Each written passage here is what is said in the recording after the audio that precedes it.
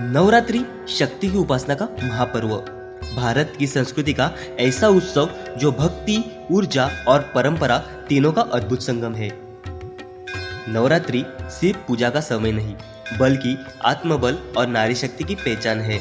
इन 9 दिनों में पूरा देश माँ दुर्गा की 9 रूपों की आराधना करता है और यही हमें सिखाता है कि सत्य की जीत निश्चित है और अधर्म कभी टिक नहीं सकता। तो चलो देखते हैं महानवरात्रि के इतिहास के बारे में। क्यों मनाई जाती है ये महानवरात्रि? नवरात्रि की जड़ें हमारे प्राचीन ग्रंथ और पुराणों में मिलती है। कहानी ऐसी है कि एक बार धरती पर अत्याचार अपने चरम पर पहुंच गया। असुरों का राजा महिषासुर अपनी शक्ति और अहंकार से तीनों लोकों पर कब्जा करना चाहता था। महिषासुर इतना शक्तिशाली था कि देवता भी उसे हरा नहीं पाए। उसके आतंक से त्रिलोक कांप उठा और तभी देवताओं ने मिलकर मां शक्ति का आह्वान किया। देवताओं की सामूहिक ऊर्जा से प्रकट हुई मां दुर्गा अपराजेय, अद्वितीय और असुरा के विनाश का संकल्प लेकर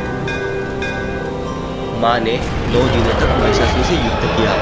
8वें दिन उसकी सेना का नाश हुआ और 10वें दिन विजयादशमी पर मां ने महिषासुर का वध कर सत्य और धर्म की विजय का मार्ग प्रशस्त किया।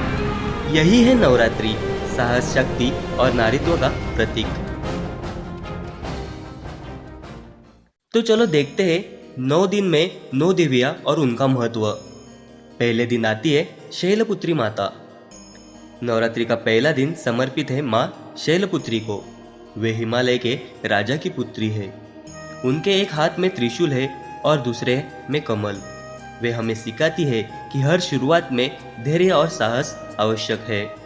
शैलपुत्री हमें यह याद दिलाती है कि शक्ति सदैव भीतर से आती है। दूसरे दिन आती है ब्रह्मचारिणी माता। दूसरे दिन पूजी जाती है माँ ब्रह्मचारिणी। वे तप, संयम और साधना की प्रतीक है। उनके हाथ में जपमाला और कमंडल है।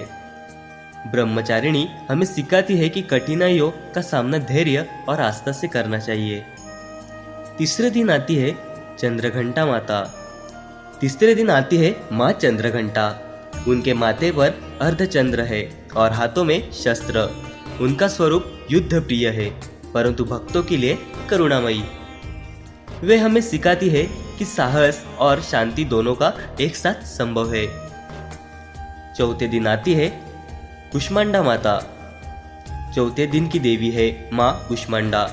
कहते हैं कि ब्रह्मांड की उत्पत्ति उनके हास्य से हुई थी। उनके 8 हाथ है और वे अष्टभुजा कहलाती है। माँ कुष्मांडा हमें सिखाती है कि सकारात्मक ऊर्जा से असंभव भी संभव हो जाता है।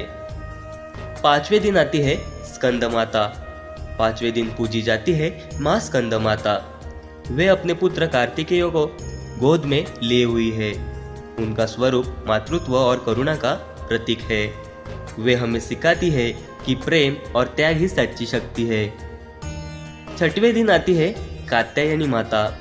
6ठे दिन पूजी जाती है माँ कात्यायनी। वे महिषासुर मर्दिनी कहलाती है। उनका रूप उग्र और युद्ध प्रिय है। वे हमें सिखाती है अन्याय और अत्याचार के विरुद्ध आवाज उठाना ही धर्म है। 7वें दिन आती है कालरात्रि माता। 7वें दिन की देवी है माँ कालरात्रि। उनका रूप अत्यंत भयानक है, लेकिन वे भक्तों को भयमुक्त करती है। उनके गले में हार है और शरीर काला है।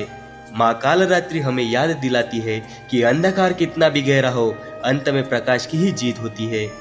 8वें दिन आती है महागौरी माता। 8वें दिन पूजी जाती है माँ महागौरी। उनका रूप उज्जवल और शांत है। वे पवित्रता और तपस्या की प्रतीक है। माँ महागौरी हमें सिखाती है कि सच्ची सुंदरता आत्मा की शुद्धता में है।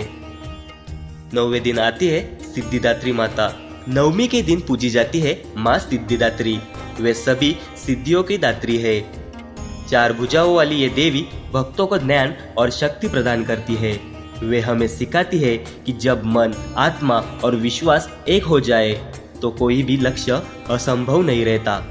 तो दोस्तों ये थे 9 दिन और 9 देवियां और उनका महत्व। चलो जानते हैं भारत में नवरात्रि का रूप कैसा होता है, कहाँ कहाँ मनाया जाता है नवरात्रि। पहला आता है गुजरात, गरबा और डांडिया। गुजरात में नवरात्रि का नाम लेते ही आंखों के सामने आता है रंग बिरंगे कपड़े, ढोल की थाप और डांडिया की गूंज।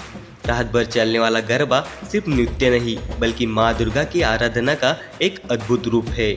जब सैकड़ों लोग गोल घेरे में नृत्य करते हैं तो लगता है मानो पूरा ब्रह्मांड माँ शक्ति के चारों ओर घूम रहा हो। दूसरा आता है पश्चिम बंगाल, दुर्गा पूजा। पश्चिम बंगाल में नवरात्रि का अर्थ है दुर्गा पूजा। भव्य पंडाल, विशाल प्रतिमाएं और 5 दिनों तक चलने वाला अनोखा उत्सव। यहाँ माँ दुर्गा को बेटी मानकर मायके आने वाली देवी की तरह स्वागत किया जाता है।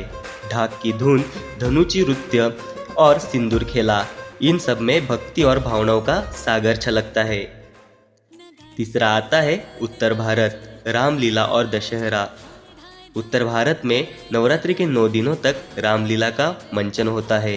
रावण, मेघनाद और कुंभकर्ण के पुतलों का दहन सत्य की असत्य पर विजय का प्रतीक है। दशहरे की रात जब रावण का पुतला जलता है तो मानो हर इंसान अपने भीतर के बुराई को भी जलाने का संकल्प लेता है। उसके बाद आता है दक्षिण भारत, गोलू परंपरा।